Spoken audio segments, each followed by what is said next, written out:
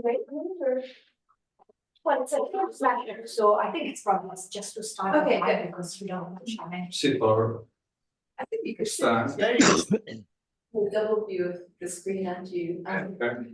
Yeah, you can sit. Yeah, welcome everybody to this Cognition and Culture group meeting. And today we have Fredrik Westerlund visiting us from Finland, technically the University of Jyväskylä, but based at the University of Helsinki as well. So Fredrik is a philosopher who has published a book in 2020 called Heidegger and the Problem of Phenomena. And his core expertise is in phenomenological philosophy, moral psychology, and philosophy of emotions. In recent years, Fredrik has developed an account of shame as rooted in our human drive for recognition and in our ability to see and assess ourselves with the eyes of others. So we're going to hear about some of this shame work today in this talk. And so I'm very delighted to welcome Fredrik. I think he'll speak for about half an hour and then we'll have a discussion, questions and discussion after. Great, thank you. I'm going to sit down. Yeah, thanks a lot, Deonna. Thanks for inviting me. It's a pleasure to be here. So yes, the title of today's talk is Myself in the Eyes of Others, Shame, Identity, and the Drive for Recognition. So I'll basically read this paper, do it old school today. So the question I want to explore today is this: what's the role of identity in shame? And as Luna just said, in recent years I have defended an account of shame as an essentially social emotion. Shame, I have argued, is rooted in our human drive for social recognition and constituted by our capacity for social self-consciousness. That is, our ability to see ourselves with the eyes of others. Shame, at its core, is the perception of our own self as socially unworthy. However, if shame is a fundamentally social emotion, what role, if any, does our identity play in shame? Roughly, my proposal is that the drive for recognition motivates and charges various aspects of our identity, and that this accounts for why our identity tends to be a central determinant of shame. And sketching out this proposal is the aim of the talk today. So, the basics. Let me begin by briefly outlining the basics of my account of shame. The contemporary debate about shame has been characterized by the tension between two opposing views. On the one hand, we have what I call the social analysis of shame, which conceives of shame as an essentially social emotion in which we are concerned about how others see us and judge us. Leading representatives of this view are Williams, Woolheim, and Calhoun. On the other hand, we have the self-evaluative analysis, which conceives shame as a kind of critical self-evaluation that does not necessarily refer to others at all. This view has been put forward and defended, for instance, by John Rawls, Gabriele Taylor, and more recently by Julian Deonna, Raffaele Rodogno, and Fabrice Teroni in their book In Defense of Shame, The Basis of an Emotion. Now, as I have argued elsewhere, I think neither of these analyses, as standardly articulated, has been able to account for the experience of shame. The social account, while correctly emphasizing the vital significance of others, has in my view failed to pin down how we are concerned about others in shame and how this concern is connected to the negative self-evaluation that constitutes shame. The self-evaluative approach, while rightly highlighting the self-evaluation involved in shame, has failed to appreciate the key role played by others in shame. Now, my own account aims to overcome the limits and incorporate the insights of the existing approaches by showing how shame always involves both worry about how others see us and self-evaluation. And my thesis is that shame is rooted in our drive for social recognition and constituted by our capacity for social self-consciousness. Now, what I call the drive for recognition is nothing but our intense desire to be valued and esteemed by others, especially by people representing our in-groups. This drive goes hand in hand with our deep fear of being devalued, despised, rejected. The drive for recognition is shaped by our capacity for social self-consciousness. So as human beings, we normally have an ability to sense or imagine more or less astutely how other persons feel and react. In their faces, gestures, and speech, we can apprehend their emotions and attitudes. Furthermore, we have a basic sense of how we are seen by others. We can sense in a pre-reflective, intuitive manner how we appear in their eyes, as attractive, frightening, impressive, despicable, ludicrous, and so on. Insofar as we are driven by our desire for recognition, we are extremely sensitive to how we appear in their eyes. Do I appear attractive, worthy, and respectable, or do I come out as unlikely, unworthy, despicable? It seems to us as if all our possibilities of interpersonal life, ultimately our possibilities of achieving love, affiliation, and safety depend on the image we project. And my thesis is that the desire for recognition is at the root of our so-called self-conscious emotions. That is, emotions such as self-esteem, pride, embarrassment, and shame. Fundamentally, all these emotions are different ways of registering and emotionally responding to our value in the eyes of others. Whereas self-esteem, broadly defined, signifies our trust in our ability to attain the esteem and respect of others, shame is the emotion we feel when, due to some action or trait of ours, we come to perceive ourselves as unworthy from a social point of view. In the phenomenological tradition, Jean-Paul Sartre and more recently Dan Zahavi have highlighted social self-consciousness as an essential constituent of shame. And my own analysis can be seen as kind of critical development. Two dimensions of social self-consciousness, two dimensions of shame. This is the next section. Now, if we want to understand the relation and dynamics between the social and the personal aspects of shame and the role of identity in shame, it's important to have a good and sufficiently nuanced grasp of the structure of social self-consciousness. For our purposes, it's crucial to distinguish between two dimensions or variants of social self-consciousness that constitute two different kinds of shame, social shame and personal shame. First, we have what I suggest calling other-directed social self-consciousness. By this, I mean the experience of being directed at and conscious of how particular other persons see us and judge us. In this, we also have a sense of how we are seen and assessed by the others. If we experience that the others view us as unworthy and unaffirmable, we feel social shame. Second, we have what I call self-directed other social self-consciousness. By this, I refer to the experience of being conscious of and assessing the social value of our appearance without thinking about how any particular others might think about us. Even when all alone, and even when having no specific others in mind, we can be socially self-conscious in this manner. Nevertheless, what we here evaluate is the social value of our appearance, of how we look to others in general. If we come to perceive ourselves as unworthy and unattractive, we feel personal shame. Whereas in feeling social shame, it's essential that we believe we have been seen and judged shameful by real-life others. In personal shame, we conceive ourselves as shameful without necessarily thinking that any particular others see us this way. Now, here is an example to illuminate the difference between social shame and personal shame. Let's say that after giving a talk at a conference, perhaps a seminar in Exeter, I received harsh criticism from some leading scholars and realized that my main arguments are badly flawed. As a result, I'm overcome by shame. Now, if I would feel social shame, this would mean that I would experience the audience, you, as judging and denouncing me. Typically, I would feel an urgent need to hide and disappear. Afterward, I would worry about who saw me and how they judged me.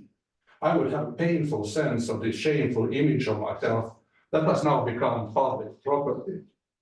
However, as long as I would only feel social shame, I would not see myself as shameful regardless of whether I think anyone has judged me.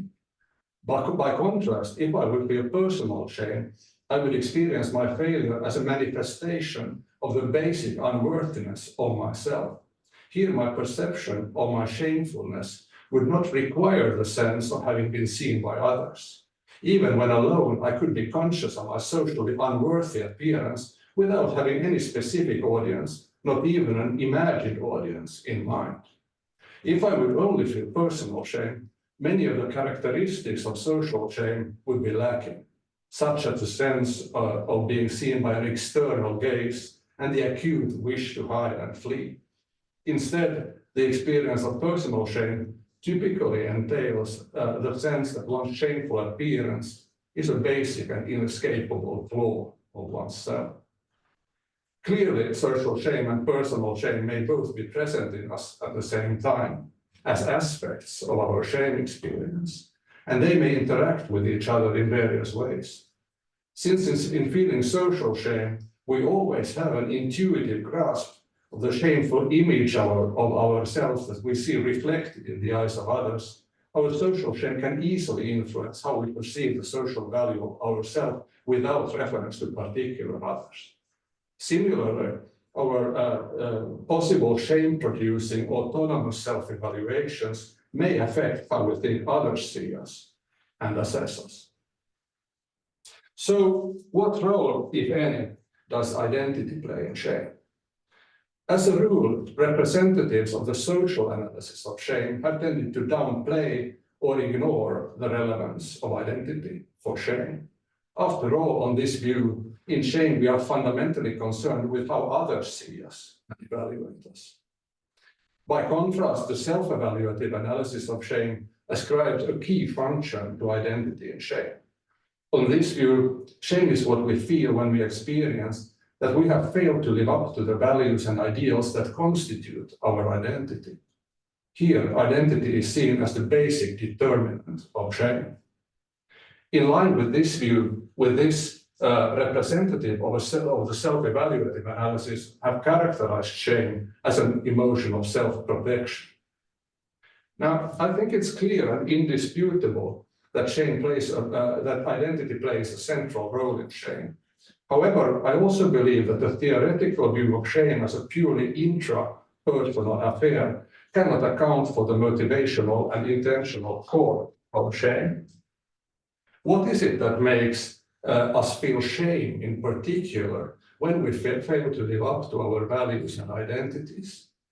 It seems that this kind of failure, depending on what is at stake, can occasion many different emotions. For instance, self-disappointment, remorse, sorrow, self-directed anger, or shame. How are we to experience and evaluate our failures to live up to our identity in order to feel shame and not some other emotion? I think the self-evaluative theory of shame cannot answer this question. In fact, despite the burgeoning literature on shame, there is still a lot of unclarity regarding the relation between shame and identity. The question has many aspects. What is it that gives to identity the kind of emotional charge that links it to shame? Which dimensions of identity are involved in shame and how do they function? My basic proposal is that the drive for recognition motivates and charges various dimensions of our identity, and that this accounts for why identity tends to be a central determinant of shame and other self-conscious emotions. Clearly, identity is a multifaceted and often confusing concept. In this context, I will focus on identity to the extent that it is powered by the drive for recognition and linked to shame. And in addition, there are obviously other aspects of identity that are not essentially connected to shame and recognition. Persona and ideal self. The desire for recognition plays a central role in shaping our identity. The question, who am I, is very much a question of who I am and want to be in the eyes of others. I want to highlight two dimensions in particular, the persona and the ideal self. By persona, I mean the public image of ourselves that we present to others, the person we pretend to be. The persona consists of many components. It includes the public roles and group affiliations that we have inherited or chosen, for example, profession, class, ethnicity, religion, gender, and so on. It also includes the values and traits we claim to possess. In our dealings with others, we have a sense of the values and norms that determine what is respected and abhorred. Moreover, due to our drive for recognition, we feel a strong need to live up to these values, to behave and speak in ways that make us appear respectable and valuable. By way of everything we do and don't do, say and don't say, we present an image of ourselves as a person with certain values, skills, personality traits. For example, my persona includes things like being an academic philosopher, a father, a man, a Swedish-speaking Finn, a member of various organizations, etc., etc.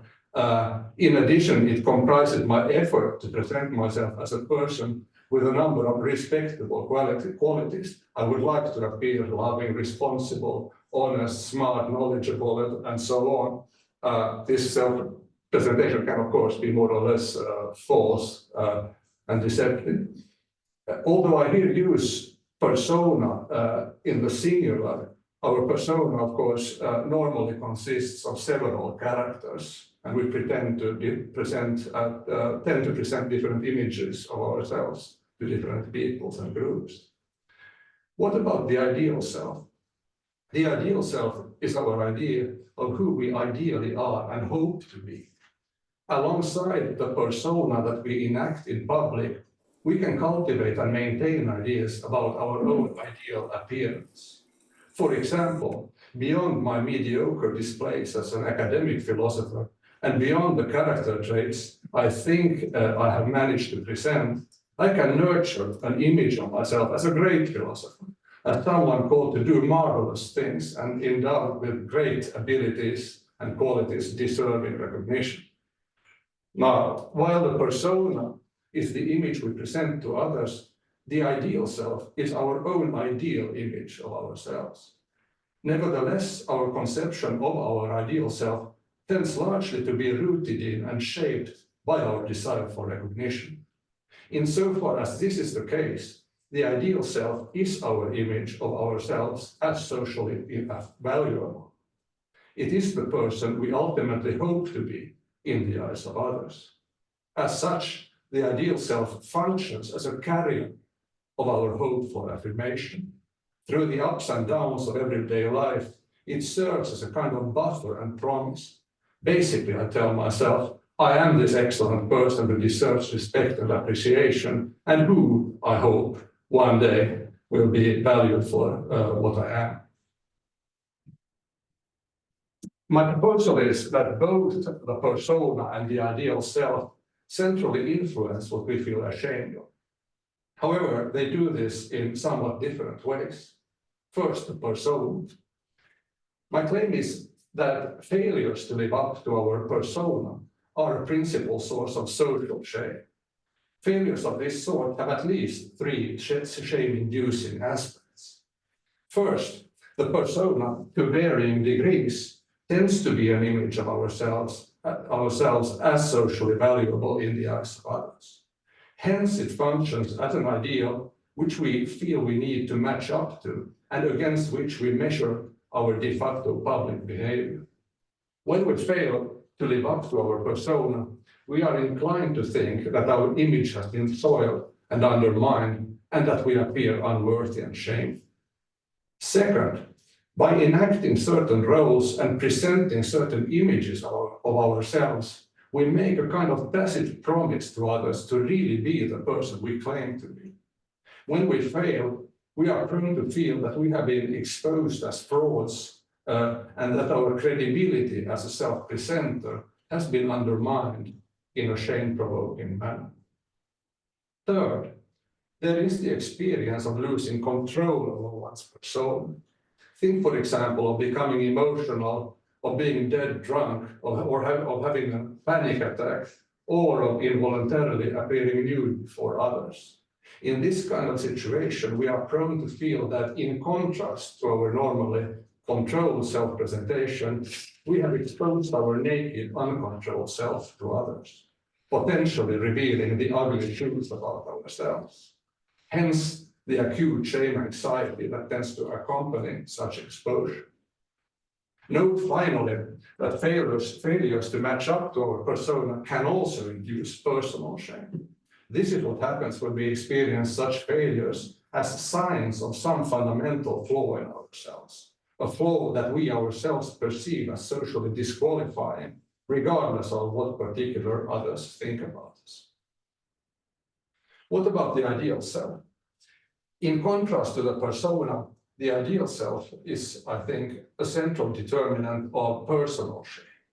Like the persona, the ideal self is an ideal that we feel we need to live up to in order to maintain self-esteem, that is, our confidence in our ability to attain recognition. In this, the values and qualities of the ideal self function as standards for evaluating our de facto actions and traits. When we feel that the latter do not correspond to or go against our ideal self, we risk becoming overcome by feelings of personal shame. Suppose, for example, that I would start perceiving of my own philosophical writings as lousy in a way that undermines my ideal self. Or suppose I would chicken out in a situation where I should be standing up for something important. As a result, I might feel my self-esteem crumble and begin to see myself as a shameful loser. So I agree with the self-evaluative approach that our identity centrally influences what we feel shame at. However, in contrast to this theory, I contend that it is the drive for social recognition that provides the motivational framework that explains the relevant emotional charge of our identities and that accounts for their function in shame. A few things follow from this.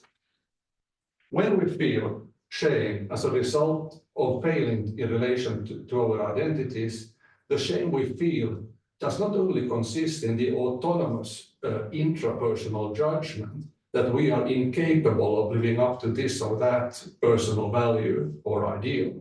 Rather, in feeling shame, we perceive our failure as a token of our unworthiness in the eyes of others. Although our identities are important determinants of shame, they do not define and delimit what we can feel ashamed of. Our socially self-conscious desire for affirmation makes us aware of and sensitive to how we appear in the eyes of others beyond the present values of our identity. This is in fact the default situation of children who have not yet developed stable identities. However, even as adults, we are typically directly sensitive to how others relate to us. This becomes especially prominent in negative experiences of violence, shaming, contempt, and hatred of various sorts. So suppose that I become the object of contempt and bullying that focuses, say, on my shyness, or my skin color, or my class identity, or my obesity. Suppose, moreover, that prior to these events, my identity did not include values and ideals that would have had me devalue the said aspects of myself. Nevertheless, the experience could make me feel shame. Why? Well, because it belongs to the very nature of social self-consciousness that we can be aware of what we look like in the eyes of others. We can sense the unworthy person mirrored in the looks and behaviors of the perpetrators. We can fathom the perceived shamefulness of the traits that they are focusing on. And in this, the door is open to internalizing this shameful image of ourselves, as well as the values and ideals guiding this perception. Conclusion, or I will not really summarize this argument, the argument I have made, but just say a few words about questions that kind of are on the horizon of this talk. So this paper has been an attempt to explore and shed some light on the connections between the drive for social recognition, identity, and shame.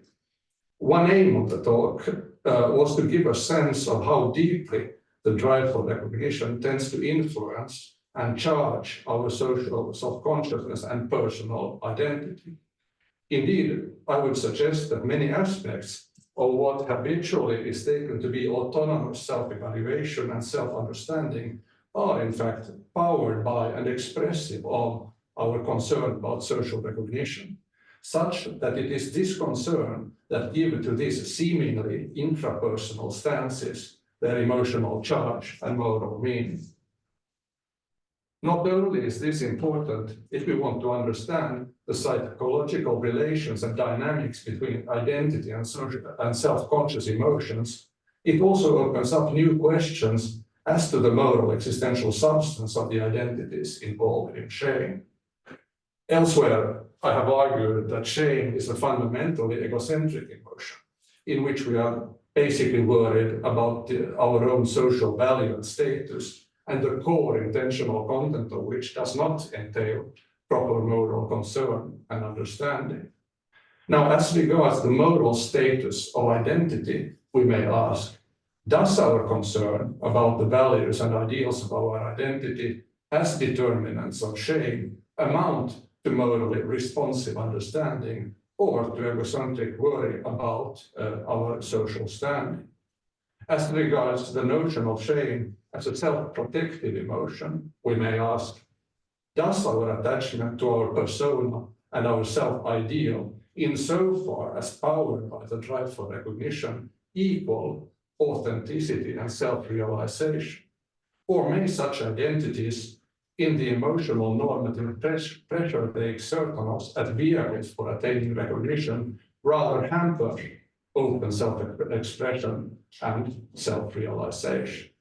I will not try to answer these questions, but you might gather in which direction I will be going. So thanks for listening. That was it.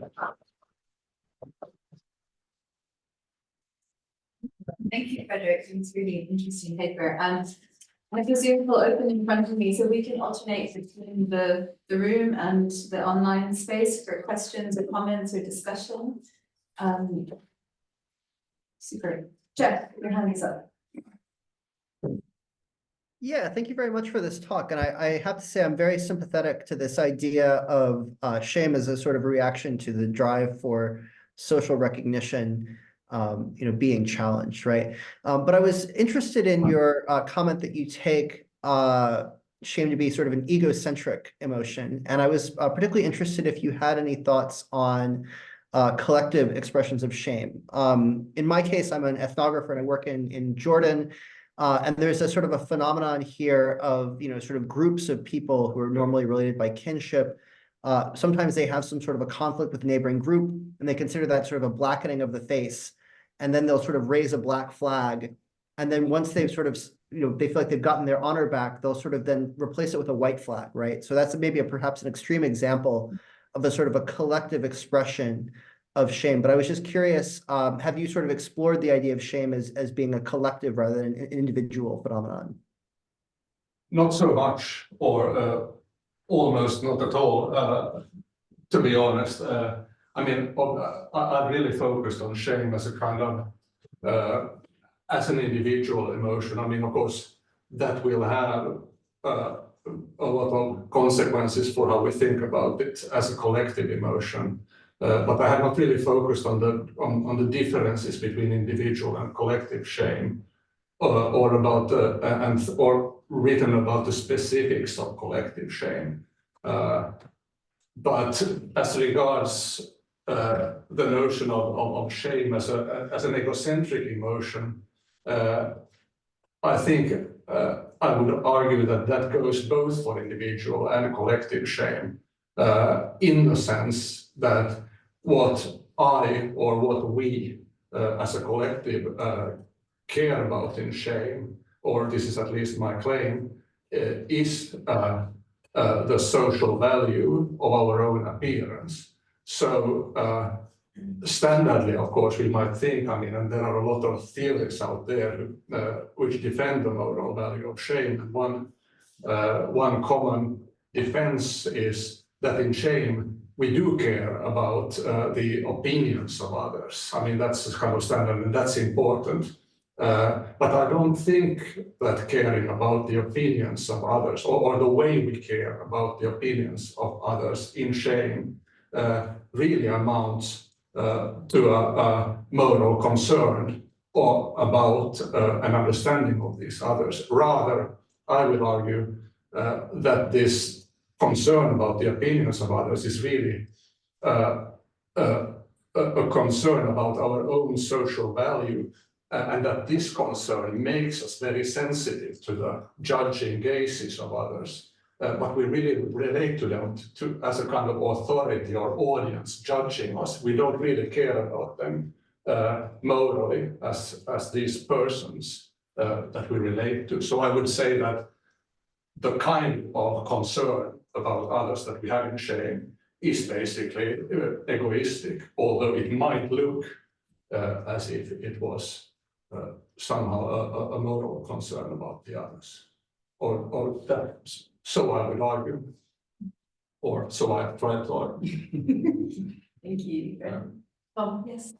Yeah. Yeah, thanks. I have what I think is just a clarificatory question, and I'm interested in the things I might be ashamed about that are perhaps in principle invisible to other people.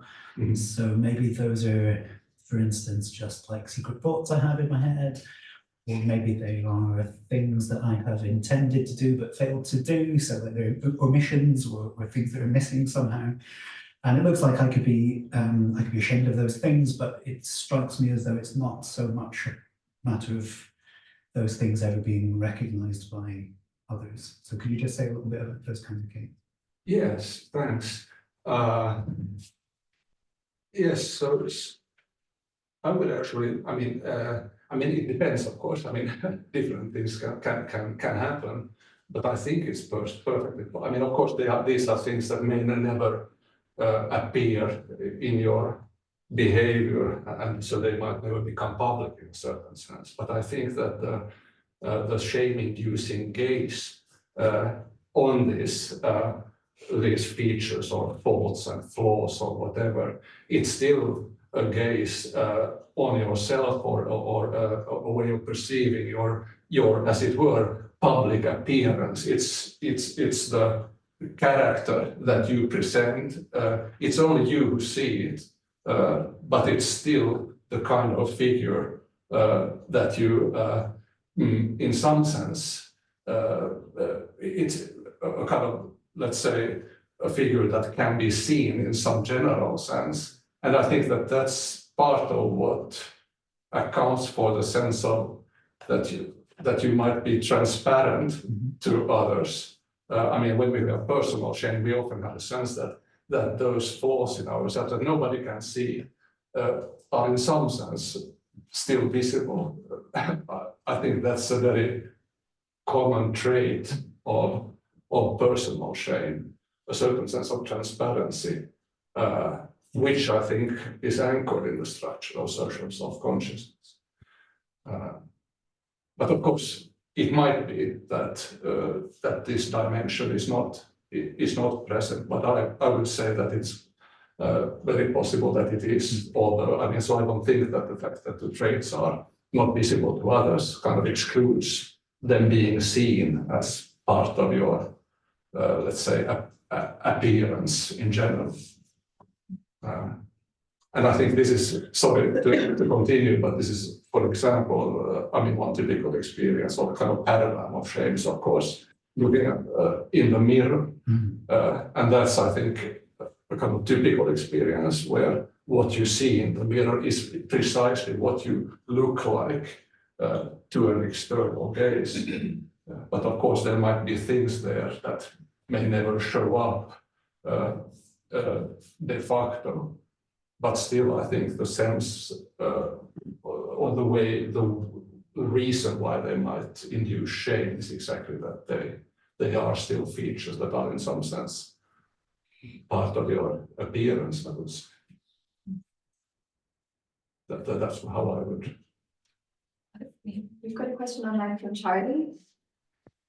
Hello, Frederick. Greetings from Helsinki. Your home away from home. So this is a question kind of like in following up with the last one, trying to locate a kind of, it seems like to me, social shame that we experience, but I don't yet see where it fits in your proposal. So there could be features of my identity, like just to pick one, like my Irish heritage that is not part of my persona, and it's not part of my ideal. But in certain context, I could feel ashamed of it if my father-in-law brings it up in a kind of pointed way in a conversation or something like that.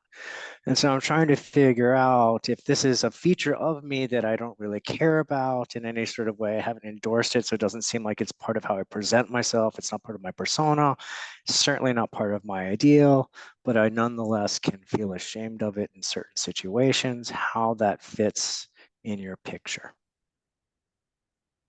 Thanks a lot, Charlie, and greetings to Helsinki. I mean, so that's, I think, I mean, you're obviously right that there are those kinds of features that are not neither part of the persona nor of the ideal self. But I guess my suggestion here would be that these are features that you can identify as part of your de facto self and de facto behavior. So you have your persona, you have your ideal self, and these functions as a kind of standards against which you measure various parts of yourself, various things in your behavior, in yourself, etc., etc. And these de facto features of yourself obviously have to be connected to you in some manner. I don't know if we can specify the ways in which, what it is that allows you to identify with certain features of yourself. But I think these are on the, that part of your quote unquote identity could be seen as belonging to all of your existent features, behaviors, traits, and so on. So it's something that you identify with in certain kinds of situation as potentially making you feel ashamed. So that's at least the direction in which I would be tempted to. Yeah, I guess I'd want to hear more about the de facto self, that this third category, because like I have a certain pattern in my genetic genome that's part of my de facto self.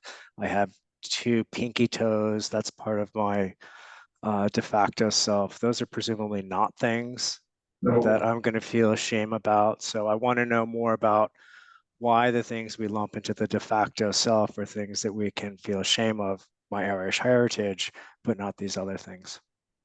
Yeah, sure. But in certain kinds of situations, one could of course also feel ashamed of one's genome and so on. I think because it's also the values and ideals of our identities, but also the things valued in our community that in some sense determine which de facto features will in fact be possible shameful traits or possible traits to feel pride of. Thanks. Going back to the room, Giovanna. I thank you very much for very thought-provoking. I wonder, would you be happy to just give up on that personal and social shame division? Because what your talk made me think of is that really in all forms of shame, whether you're alone or with other people, there are the social and self-directed elements. So, one is like you feel in a room with other people, you feel maybe looked at, and you feel ashamed, like you feel ashamed of you, and your you is really also quite evident in that, you come to the fore of yourself, like, oh, it's me who is the object of this, and so you worry about you. And then when you're alone and you feel ashamed because I would say you're imagining the gaze of others, or there is an internalized sense of self that is still dependent on others. So yeah, I thought this is so interrelated, and perhaps it's just this personal social shame distinction that is a problem to begin with, and maybe just throw it away and analyze different situations. So here I am, I'm feeling ashamed in this context where there are other people. So what's going on there? And there are other cases where I'm alone and I'm still feeling ashamed of what's going on there. And then becomes kind of rich phenomenological analysis, which may call into, appeal to imagination. I was also thinking of the notion of Mead, G.H. Mead, the generalized self, right? How we internalize the perspective of the generalized other. So in a sense, also when we are alone, we have the other in us, even if not one specific other. Yeah, so that was one thought. And then the other is just comment that I really, when you mentioned identity, I was like, So sorry, I didn't catch that. When you mentioned identity, I was like, oh, because I'm trying to write about identity. It's like, oh my God, it's such a complex. And there is, what the heck do we mean by identity? So I wanted to know more, and there is the social identity, personal identity distinction, then there is identity as continuity of self, and then third personal identity, how sociologists might attribute an identity to you, and then how I feel my sense of it. So I think that's so I was thinking, I need more there too. Okay, so I'll address the first question. In a sense, what I'm saying is that both social shame, or what I've called social shame and personal shame, both have the element of the social in a certain sense. So both personal shame and social shame are both social and personal. Yes, so there is no pure personal shame, I would argue. That would be where we would be completely autonomous. There would be no concern about others at all. However, there are things that could complicate this question, and I intentionally left out.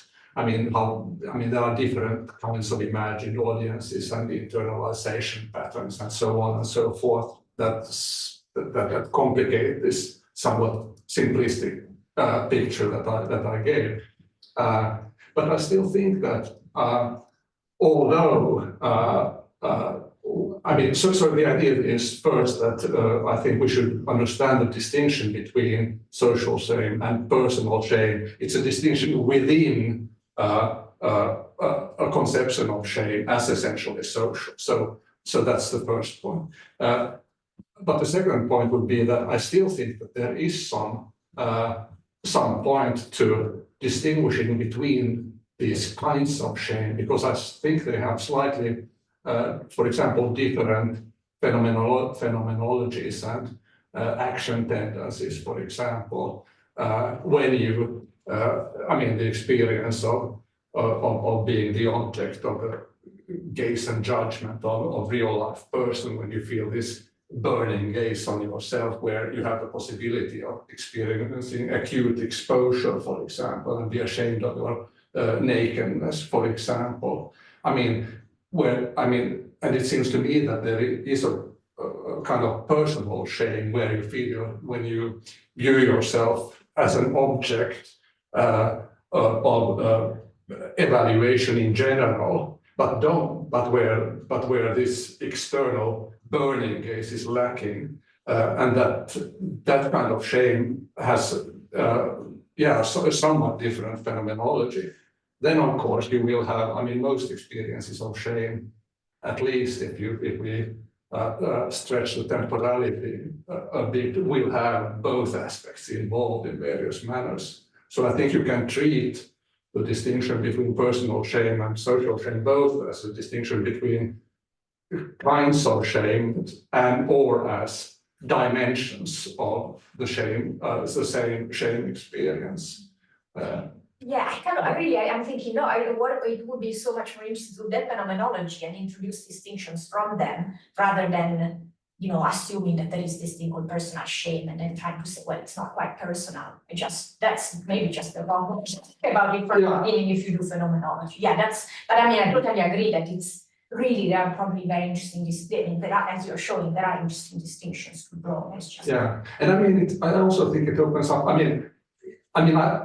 of course, when you work with this kind of abstract distinctions, I think they should be used as let's say, kind of preliminary kind of patterns for understanding individual experience as suggestions. So what's happening here? It's not like you have to classify every experience in terms of this distinction, but it's more of helping us be attentive to what actually happens, because if we don't have this kind of distinction, that might also be a problem, because everything will be the same or different in a way, or the differences might not actually be seen.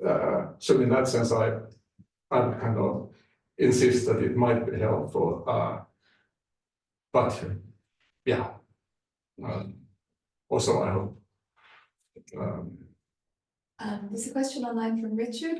Can we discuss identity later? I do that as well. It's a long. Yes. It's a long chat. Richard, do you want to go ahead? Hi. Thanks for this and the talk and the discussion. I'm interested in what diminishes our susceptibility to shame, and looking at, probably following on from Giovanna's question a little bit, the question of identity. And it's almost like you're talking about as identity is a fixed topic or a fixed aspect of the individual, where I see more of a very flexible aspect of the individual. And the more flexible that aspect is, the less susceptibility we have to shame. I think shame comes from that aspect of trying to fix that sense of identity, which is linked to that, as you say, Fredrik, that deep drive for recognition, which almost accentuates our susceptibility to shame. But I'm also, this is almost an ancillary question, but also looking at the sense of humiliation and what that plays in shame. Because I think, certainly from my experience, humiliation was really the overarching feeling surrounding my shame, if you like. Yeah, I hope that makes some sense. Yeah, thanks a lot, Richard. Well, obviously, I agree that identity is a very flexible thing, and I also think I agree in a sense that identity or the investments we make in our identities can make us prone to shame in many ways. But obviously there's a huge amount of questions here at the door, as it were. I think there are questions about, I would argue, for example, that what I have called the persona is the kind of maybe the dominant feature of identity, or the feature of our identities that was kind of more prominent in more pre-modern societies, for example, whereas the ideal self becomes a more and more important and central feature of our shame and identity in modern times. This is a history that one could say a lot about, I think. And I think it's a strange feature if you take the ideal self, is that it, in a certain sense, it may function as this, as I call it, as a kind of buffer and promise that, let's say I give this talk here and everybody hates it, and then I think, well, they are all idiots, and I go home and I can kind of continue to maintain my idea of who I actually am for longer or shorter period of time. I mean, this will obviously create some problems. But it's a strange thing that the more we have this, or the more the ideal self determines our identity, it both offers a certain kind of buffer to the everyday shame experiences we might have, but it also creates huge problems, because we also tend to invest our recognition in that ideal, in a sense that it makes all our experiences, also all our private experiences, a very strong focus of shame. So because the personal shame experience is possible without anybody else being present, and our self-ideal is there as the measure in all possible private situations. So in a sense, although it has this, let's say, distancing function to de facto encounters with others, it also produces other kinds of another kind of shame proneness, one might say, that is with us all the time. And as I think everybody knows, the self-ideal is also a kind of very prone to various kinds of perfectionism ideals, for examples. But really, I mean, all these aspects of our identity are very flexible and shift all the time. I just wanted to point to kind of two basic functions of identity that can then interplay in various ways. Thanks. Yeah. Thank you. I have a question. Yes. So, I mean, I'm totally on board with the idea of shame and the drive for recognition and all of that, but I was thinking about like the sort of recognition you were talking about was a kind of social valuing of a persona. Yes. But I think, like thinking about Axel Holland's writing about recognition, and when humans don't have recognition, so like the slave that can be looked through because they're not even a person, total dehumanization, where there's like a basic recognition that you're not just a human entity, but actually you're an individual who has social rights, legal rights, emotional existence. So there seem like levels of recognition, right? Because that's being recognized as a human being who deserves dignity and respect is like a basic form of recognition. You're not invisible in social relations. You're afforded legal rights, social rights. That's just seems different to me than the recognition that would come from like, I want you to recognize that I'm an awesome philosopher, you know, and this social valuing of certain aspects of persona. So I wonder if, I don't know how that would then map onto different experiences of shame, because there's the shame that might come from being dehumanized and objectified and not being recognized as worthy to play in social, you know, have play in social relations or have affordances socially, which seems like a deeper experience, I don't know what I mean by deeper, but deeper experience than the shame of like not being recognized to be an awesome philosopher, you know, there's a sort of, and so yeah, I just wanted to put that out there, like, oh, maybe there's some more fine-grainedness to thinking about recognition and the drive, as you say, the drive for recognition. Yes, that's of course true, and I think, but I think this is also a discussion or a field where there is a lot of unclarity in the discussion about what recognition is and what it might be. And of course, since recognition today really functions as this framing concept for so much discussion, it tends to include everything in itself. So, I mean, that's at least the tendency today. And then we get the question about the various levels of recognition and then the various domains of recognition. So my own take here, how should I put this? So I would really like to distinguish between, on the one hand, and this is what I call the drive for recognition. The kind of attitude or concern or self-consciousness, where we are in some sense focusing on,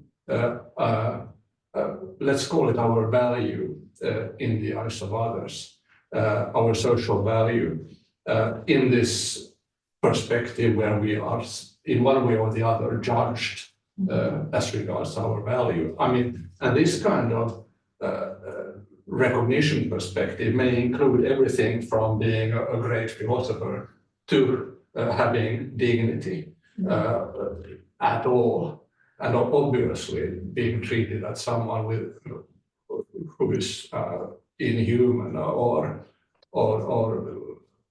someone without any dignity is kind of then the low point or one end of the spectrum of that kind of relation or way of relating. But I would like to contrast that to an interpersonal relation that I would call love. I have called it.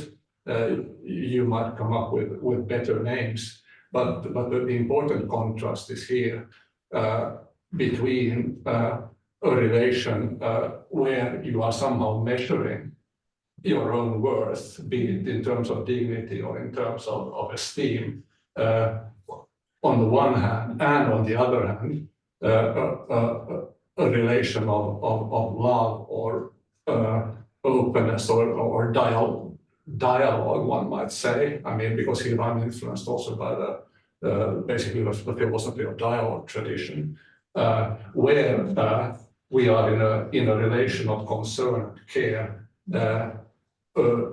where measuring the others and our own social value is not really part of that relation, or I mean, it can come in, but then it's something different. So we can talk with each other, care about each other in a way that's not dependent on me valuing some of your traits highly or not so highly. So I would like to introduce kind of another distinction there between a way of relating to other, where we are concerned about the other as a person, that a concern that transcends all questions about social values, social traits, social identities of various sorts on the one hand, and then this evaluating as perspective where we are measuring ourselves in a certain sense, which I would then analyze also as an absence de facto of self-love and a loving relationship to others. I mean, here, of course, we get all the questions about what love is, but I have to finish. We'll just take one more question online. David has his hand up. Hi, David. Hey, Fredrik, good to see you. Hi, This is a question about sort of the social, where sort of the social dimension fits in the sense of, is there room in your account for the idea of a drive for theological recognition, right? I mean, it seems pretty common to talk about the idea of feeling ashamed before God. And that doesn't involve, I mean, it involves the idea of being seen, of being judged, of being evaluated. It heightens that sense of transparency, in the sense that even traits that or worries about myself that I can hide from other people, they're still going to be seen.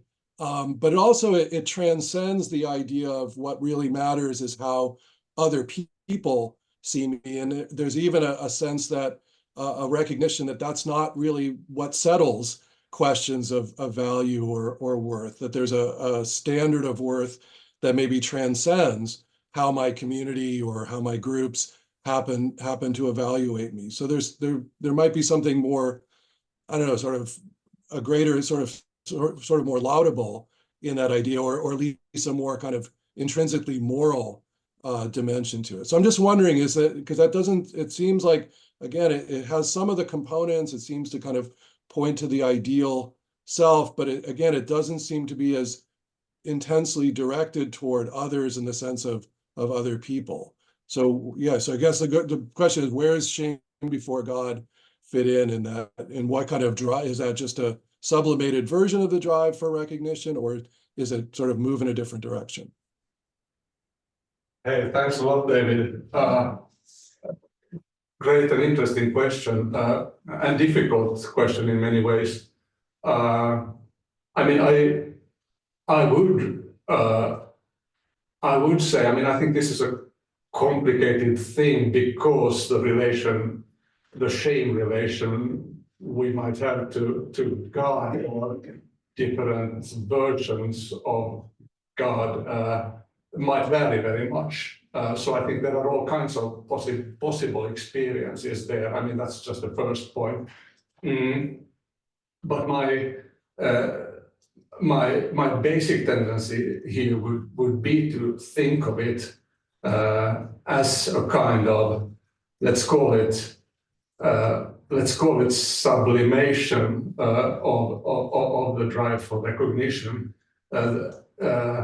I mean, it's important, I think, to see that God is somebody in that kind of relation. So I think it's very much in that sense a relation that resembles or is in a certain sense equal to relating to others. I mean, in that single aspect that we actually feel seen and judged and so on and so forth before God.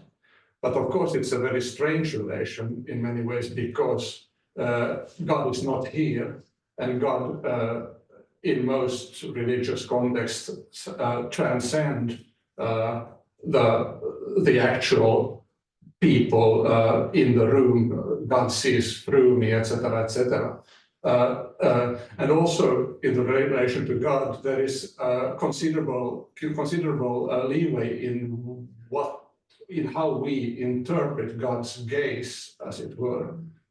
So there are huge possibilities of having God see us in various manners that might, I mean, they might be very destructive, or I mean, destructive in terms of shame-inducing, and they might be very emancipatory in the sense that things do not go so well here in my social context, but luckily God understands maybe my worth and maybe even my superiority in relation to others. So there are all kinds of ways of playing out, I think, the relation to God from a shame perspective, and all kinds of things may happen there. And I also think, I mean, historically speaking, I think that the whole idea of having a personal relation to a monotheistic God is very much is an important part of the kind of history of the kind of the individual being more distanced from his or her de facto social context. So the history of a kind of private relationship to God is, I think, an important part of the development that leads to modern individualism, for example.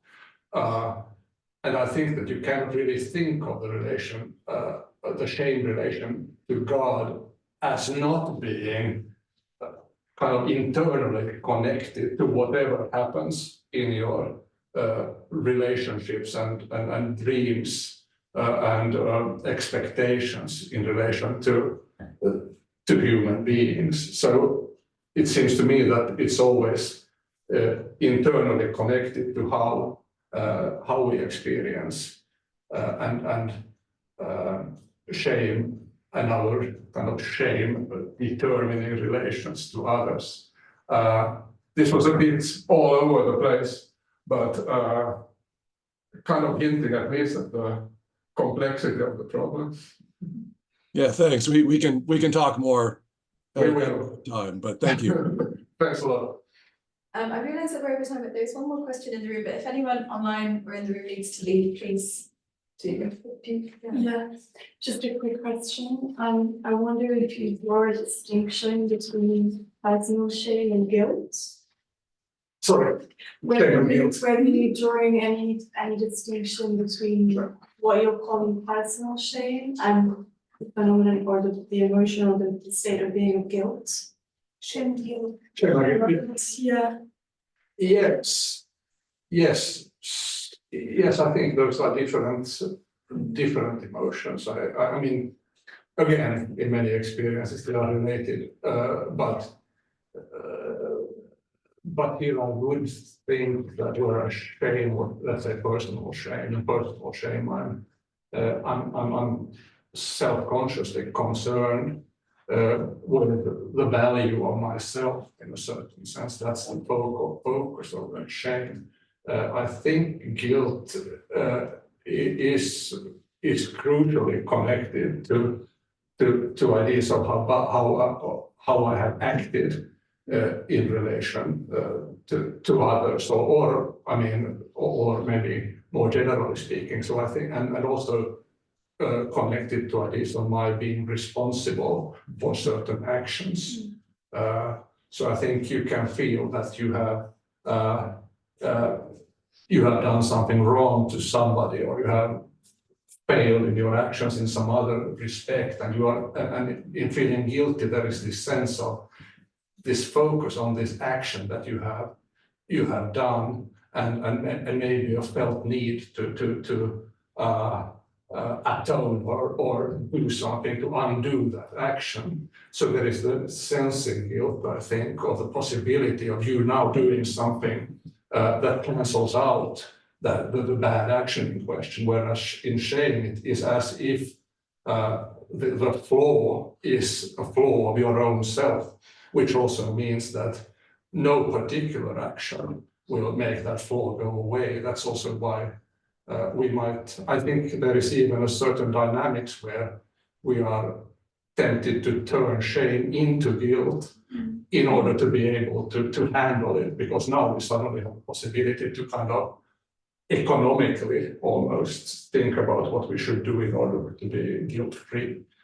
So I think they are, this is also, all questions here are very,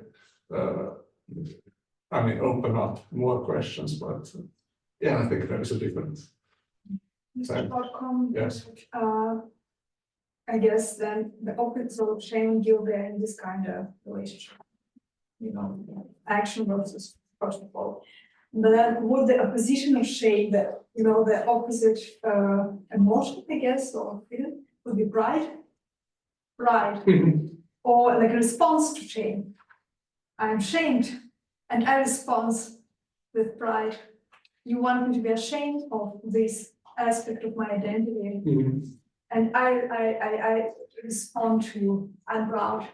Yes. I'm ashamed. So this whole, like the broadly defined pride movement, not only LGBTQ, but also like neurodivergence and other kind of shamed characteristics can be shown back against the shamers with pride as a concept. So I wonder if this, but it's just I'm just throwing some more thought, like throwing something for more reflections. Not asking to answer now because everyone wants to. Shall I answer, or should we just? Well, let's wrap up. It can be discussed. Yeah, you guys can keep chatting after, but let me wrap up because I know you've got to go. Yes. Yeah. So people feel but thank you so much, Fredrik, for coming and presenting, and it's been a really great discussion and a really great paper. So thank you very much. Thank you. We appreciate it. Thanks to everybody. Yeah. Oh, wonderful.